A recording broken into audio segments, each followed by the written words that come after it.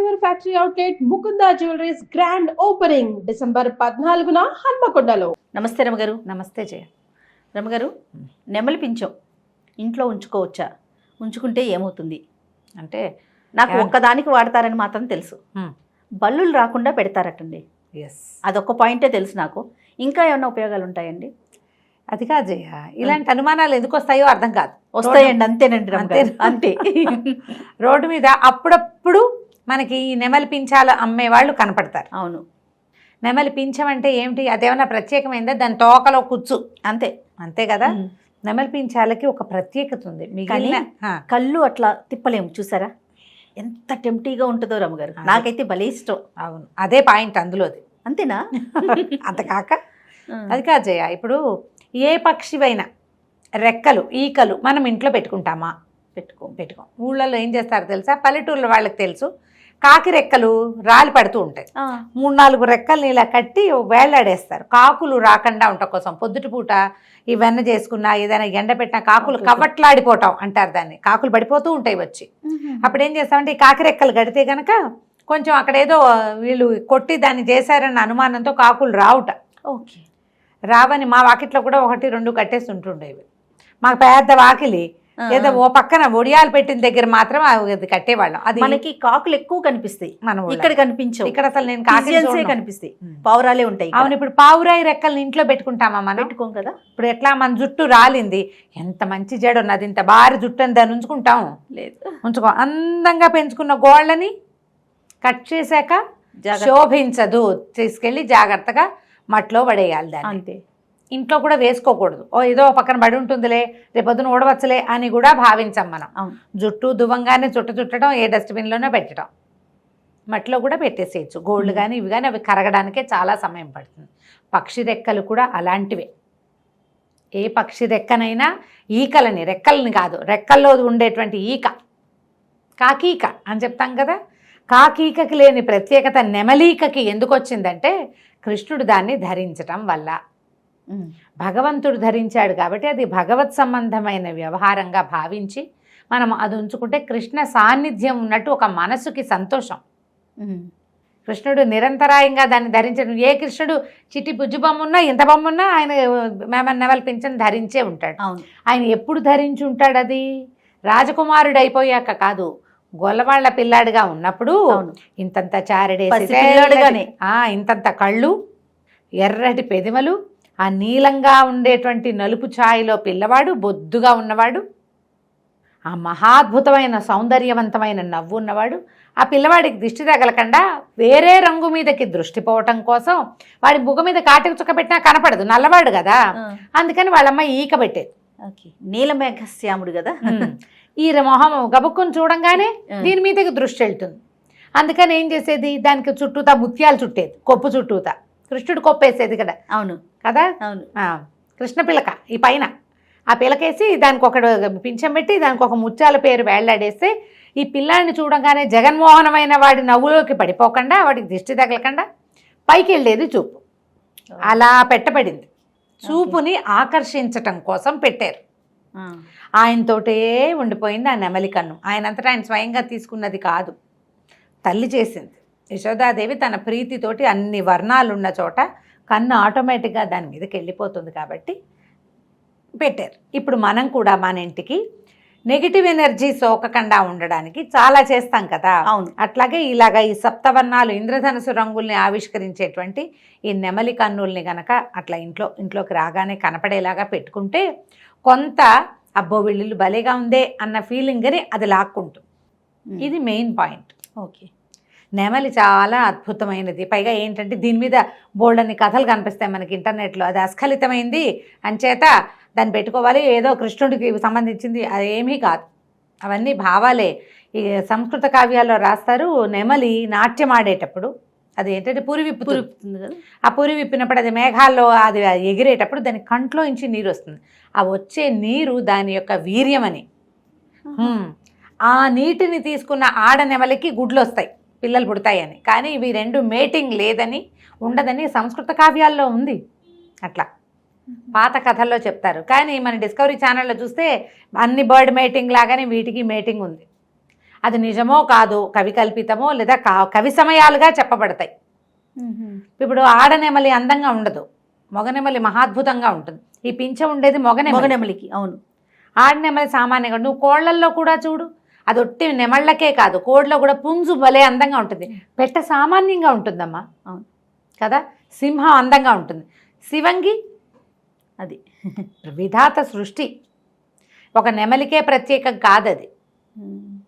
దీనికి కూడా దీని లక్షణాలు దీనికి ఉన్నాయి.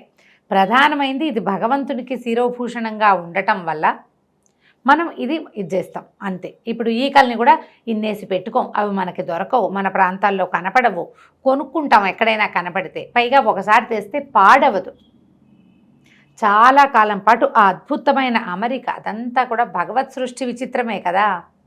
అవును. దానికి ఇప్పుడు పక్షులకి వాటి శరీరపు రంగులే జనరల్గా ఉంటుంటాయి. వాటి ఈకల్లో కాకికి నల్లగా, పావురానికి తెల్లగాను, కాస్త గ్రే కలర్లో ఉంటుంది. రామచిలకి కాస్త ఆకుపచ్చగా ఉంటుంది, అంతేనా. అవును. నెమలికి దాని శరీరపు వర్ణం కంటే తోకలో ఉండే పింఛపు వర్ణము చాలా గొప్పది, ప్రత్యేకమైంది. కాబట్టి చక్కగా తెచ్చిపెట్టుకుంటే సౌందర్యవంతంగా కనపడుతుంది. మన దృష్టిని పొద్దురుపూట లేవగానే కనపడేటట్టుగా పెట్టుకోమని కూడా కొంతమంది పెద్దవాళ్ళు చెప్తారు. ఏవో తంత్రాల్లో చెప్పబడతాయి, కానీ దాన్ని బెడ్రూమ్లో పెట్టుకోవటం వల్ల, తెల్లవారు లేవగానే దాన్ని చూడటం వల్ల మీకు మనగుడే అత్యద్భుత ప్రయోజనం అయితే పెద్దగా ఏం ఉండదు.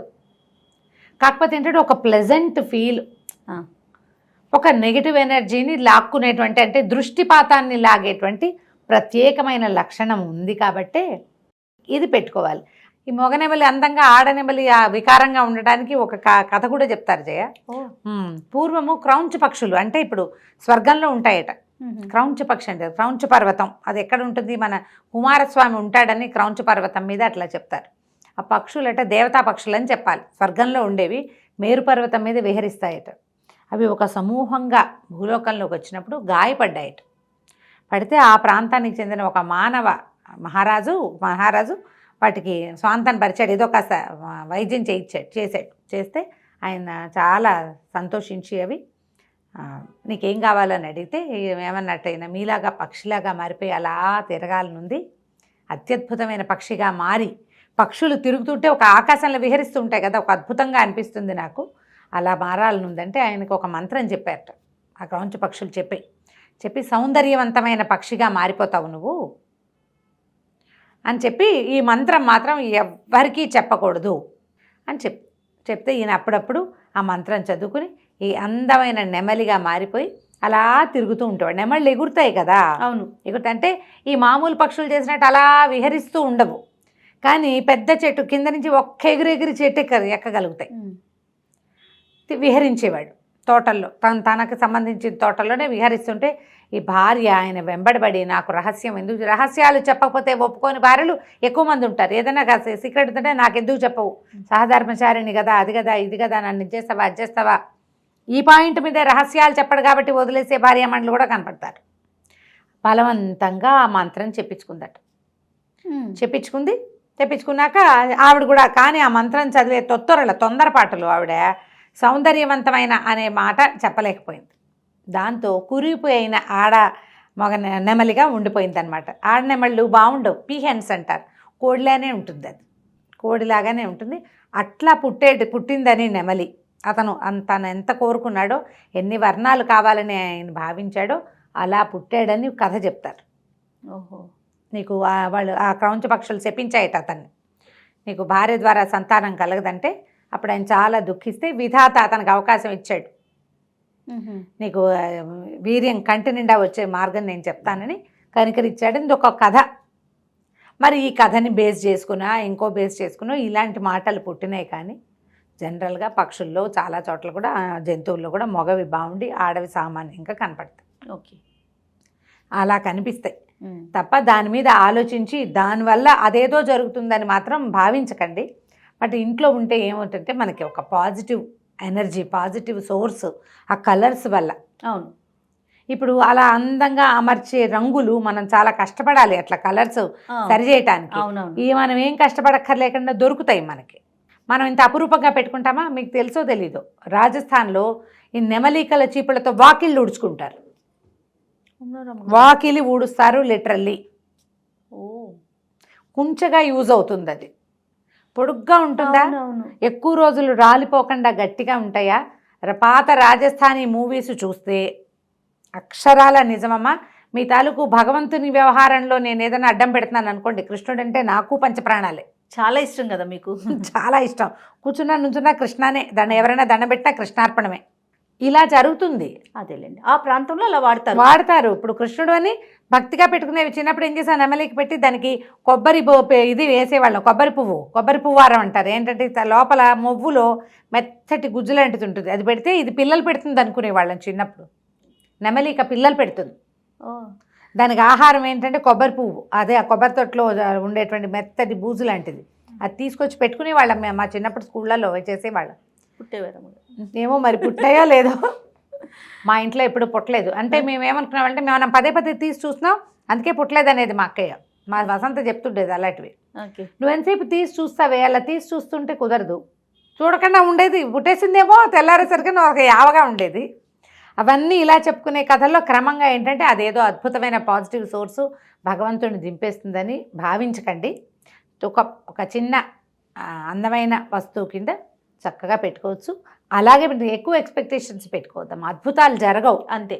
తాపీగా జరుగుతాయి, ఏదైనా జరిగితే అంతే. రైట్ రామ్ గారు, నమస్తే. నమస్తే.